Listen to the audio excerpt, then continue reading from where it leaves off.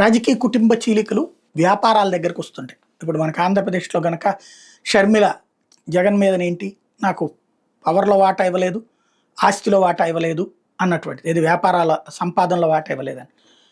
తెలంగాణలో కేటీఆర్ నాకు పరిపాలనలో వాటా ఇదే తన నాయకత్వాన్ని నేను ఒప్పుకోనంటూ ఎదురు తిరుగుతోంది కవిత.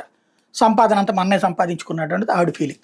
ఇప్పుడు ఎప్పటినుంచినో కలిసి ఉన్నటువంటి మారన్ సోదరుల విషయంలో కొత్త సంచలనమైంది. Sun TV chairman Kalanithi Maran మరో 7గురికి ఆయన సోదరుడైనటువంటి కేంద్ర మాజీ మంత్రి డీఎంకే ఎంపీ అయిన దయానిధి మారన్ లీగల్ నోటీసులు పంపించారు.